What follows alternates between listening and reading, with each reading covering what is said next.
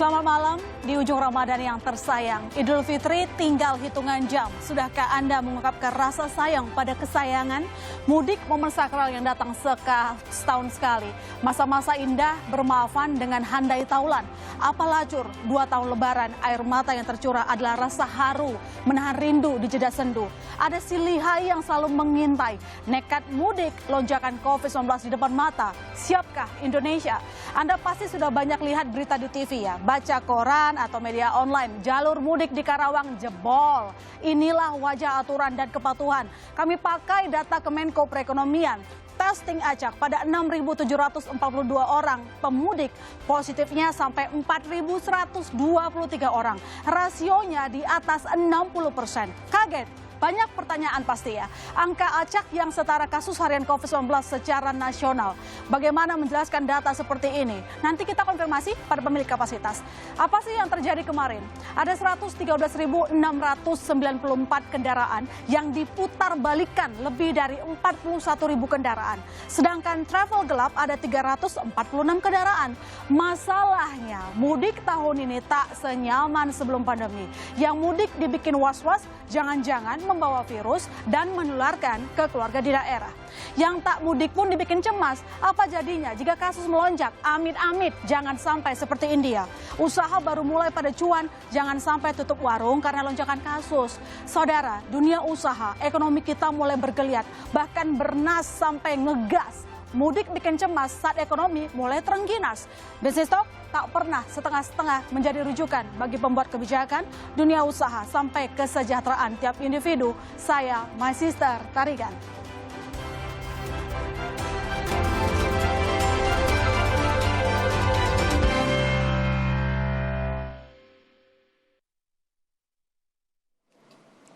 Ya, selamat malam saudara. Ini hari Selasa, bertemu lagi di Bisnis Talk. Untuk segmen pertama kita akan berdiskusi dengan Heri Trianto. Maksud saya dengan Titis Nurdiana, wartawan senior Kontan. Kemudian juga ada Trian Yusarma, Sekjen Asperindo. Selamat malam Pak Trian. Selamat malam. Selamat malam. Selamat malam Mbak Titis. Selamat malam Ilona. Selamat malam Pak Trian.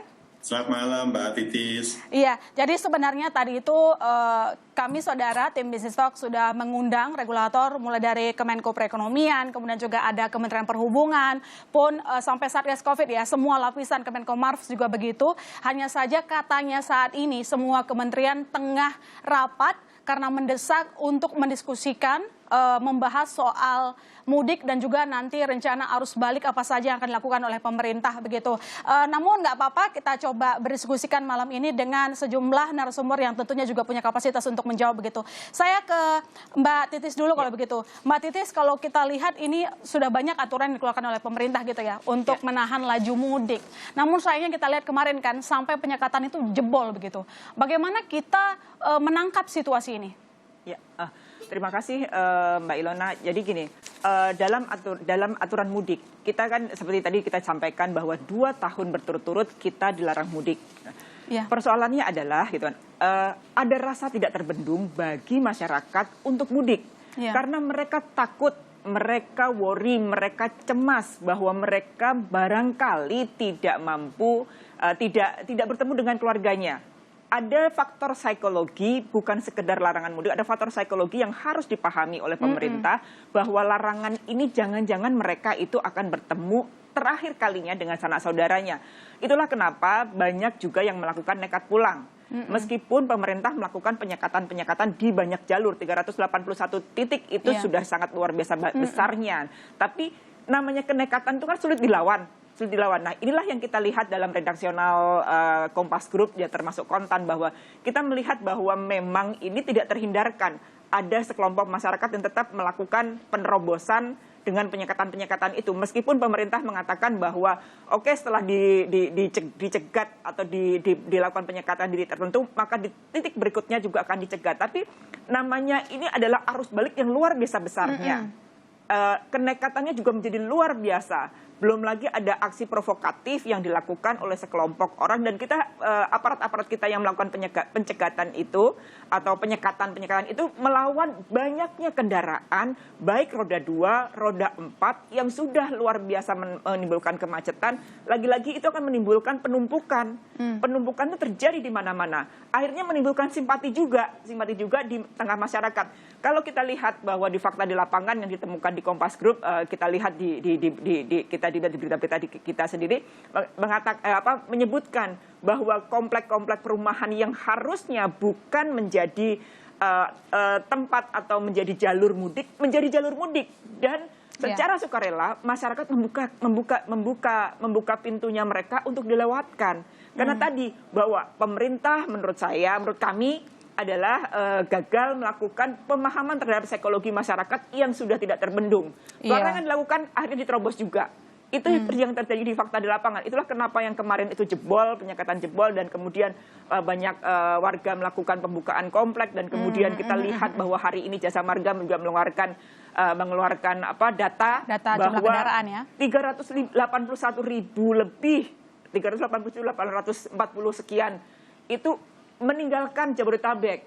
Mereka menuju ke arah barat, mereka menuju ke arah selatan, dan mereka menuju ke arah utara. Artinya apa? Ini ada keinginan masyarakat untuk mudik, dan ini memang membutuhkan antisipasi jika memang masyarakat nekat untuk mudik, dan ini akan menimbulkan ekses samping. Ekses samping boleh itu bisa jadi penularan, bisa jadi ekses-ekses yang lain yang memang bentrokan. Yang paling mengerikan adalah bentrokan, dan ketika bentrokan itu terjadi aksi pertemuan, maka lagi-lagi yang namanya kelonggaran prokes tidak terjadi. Ya mau tidak mau atau suka tidak suka, dan kita amit-amit jangan sampai terjadi.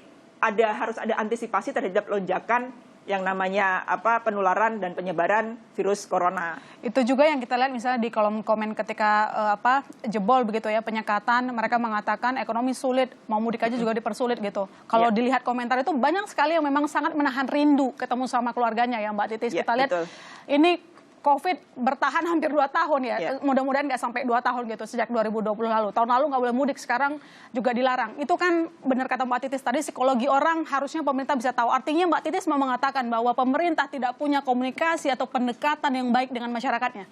Iya, kalau kita lihat bahwa ada sisi lain yang belum atau entah apa disentuh oleh pemerintah. Seperti apa Mbak Titis? Iya, belum disentuh oleh pemerintah terkait itu, bahwa ada psikologi yang harus dipahami bahwa memang ada itu. Sebetulnya kita punya beberapa pengalaman ketika ada aksi ketika pilkada serentak, kita berhasil melakukan pengendalian dengan angka pengendalian COVID, dengan angka penularan yang bisa terkendali dan bisa diselesaikan dengan baik. Itu bisa menjadi pelajaran sesungguhnya bahwa ketika pilkada serentak kita belajar, kita melakukan pengawasan di banyak tempat, artinya kita bisa melakukan pengendalian. Nah, yang sekarang benar-benar prohibited, tidak boleh, dilarang, dilakukan penyekatan, tapi tidak ada tindakan persuasif bahwa masyarakat itu butuh yang namanya, betul kita mengatakan bahwa kita bisa melakukan silaturahmi secara virtual, kita bisa melakukan saling berpelukan secara virtual, kita mengirimkan video. Tapi memang menjadi pertaruhan yang sangat sulit bagi pemerintah dan ini bagi ujian yang sangat luar biasa yang memang harus diselesaikan. Makanya ketika ini yang terjadi, makanya harus ada antisipasi. Betul, kita tadi sebetulnya pengen sekali dan sudah melakukan pengen mengundang dari pemerintah, karena inilah yang harus dijawab. Harus dijawab sama mereka bahwa antisipasinya sudah siap. Apakah ketika terjadi lonjakan, amit-amit jangan, seperti tadi Mbak Ilona bilang bahwa tingkat ketersediaan tempat tidur itu aman, pengobatan aman. Karena seperti yang dibilang sama Kementerian Kesehatan, Pak Budi Gunadisadikin, Menkes juga mengatakan bahwa betul kita sampai 400% masih mampu. Masalahnya ada beberapa provinsi yang tidak aman. Dan celakanya itu kita ada 3 varian baru COVID yang juga menyerbu Indonesia. Nah, ini butuh antisipasi dan butuh yang namanya ini juga yang kemarin disebutkan sama Pak Tri Yunus ya, yang mengatakan bahwa banyak sekali daerah-daerah yang sebelumnya belum dilakukan tracing, sehingga kasus angka yang sekarang itu tidak mencerminkan yang ada, begitu mungkin kalau saya simpulkan apa kata Mbak Titi. Saya ke Pak Tri kalau begitu ya, Pak Trian, saya ke sisi ekonominya. Kalau kita lihat sebenarnya di tengah orang memudik ada kekhawatiran bahwa COVID itu bisa saja semakin luas, itu kekhawatirannya. Padahal sekarang ini ekonomi kita tampaknya juga makin baik ya, kalau kita lihat dari konsumsi rumah tangga begitu. Nah, Pak Trian, apakah di bisnis logistik sudah terlihat perbaikan begitu? Karena kan nggak boleh mudik nih, kayaknya tuh banyak nih yang kayaknya udah jadi berkah nggak sih? Udah banyak yang kayak ngirim hampers gitu kan? Ya. Makasih Mbak Ilona. Tadi kan kita harus pilah-pilah ya, bahwa larangan mudik itu terkait dengan upaya pemerintah untuk memutus mata rantai penyebaran COVID. Jadi clue-nya harusnya pada bagaimana menciptakan kesadaran kolektif masyarakat bahwa menuruti himbauan pemerintah tadi. Yang kedua, tentang lonjakan pengiriman barang, itu sudah dari masa ke masa. Sejak dahulu lonjakan pengiriman barang itu meningkat pada saat Ramadan dan menjelang Idul Fitri. Yeah. Dan peranan jasa pengiriman di sini adalah bagaimana tetap menciptakan pelayanan prima di tengah lonjakan pengiriman yang meningkat. Kebutuhan masyarakat tadi meningkat.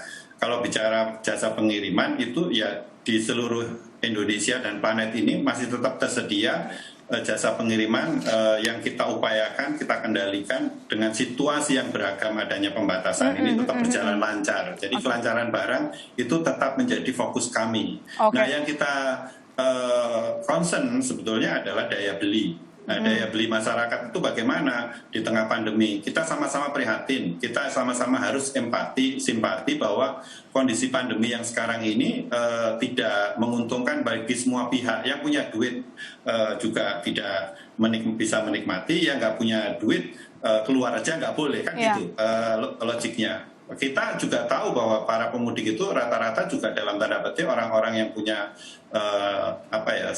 jihad nekat lah, bahasa nekat untuk mudik gitu.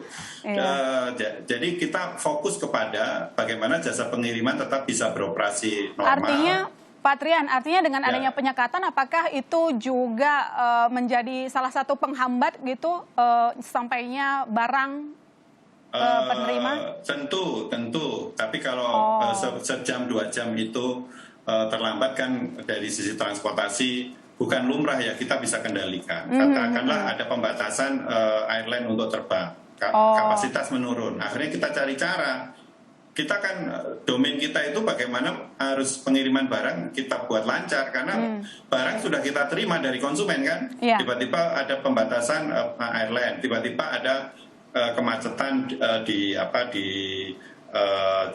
transportasi darat di tol. Tapi dari sisi kemacetan saat ini yang sangat relatif ada pembatasan di darat ya, di udara. Kalau di darat relatif lancar, apalagi ada jalur tol. Jadi sekali lagi fokus kami adalah menjamin pengiriman barang tetap lancar dan kelancarannya itu nggak hanya di wilayah Jabodetabek, tapi di seluruh wilayah Indonesia dan di dunia kan. Jadi, artinya nggak terlalu ngaruh ya? Saat ini kalau kita lihat dari angka statistik tidak berpengaruh larangan mudik, tidak berdampak signifikan terhadap peningkatan volume barang. Karena memang peningkatan volume barang di masa Ramadan dan menjelang Idul Fitri memang meningkat.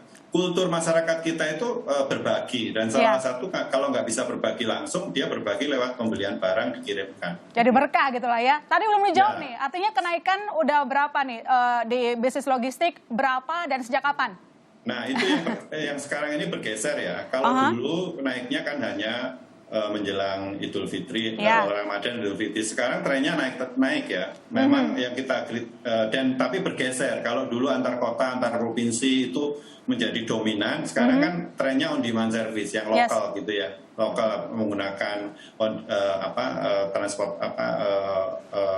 transportasi online itu yang masif sekali, yang jaraknya jarak dekat. Tapi secara keseluruhan tumbuh, secara keseluruhan antar kota juga tetap meningkat, antar provinsi meningkat. Sekali lagi, kalau kita melihatnya ini adalah sebuah kekuatan ekonomi. Tugas kita kan pada saat situasi perekonomian melambat, pelayanan logistik tetap harus prima. Kita nggak mau menjadi sumber masalah. Nanti ngirimnya jadi telat. Sudah era pandemi, ngirimnya telat, sakitnya itu sampai di sini kan. Iya kan? Coba kalau kita ngirim barang, udah mau dapat baju baru, barang baru malah nggak dapat juga, pulang nggak boleh. Ya itu tanggung jawab Anda, Pak. 1 jam saja, itu mereka sudah bisa track sehingga mereka akan meningkatkan volume customer service di operator kami gitu. Oh, jadi artinya baik. kita fokus concern supaya barang tetap lancar di tengah situasi yang memang situasinya tidak normal. Baik, gitu. operasional logistik diupayakan tidak akan terhambat begitu ya. Kami akan segera kembali saudara dengan pertanyaan mudik dilarang tetapi tempat wisata dibuka gitu. Bagaimana penjelasannya? Setelah ini kami masih akan segera kembali.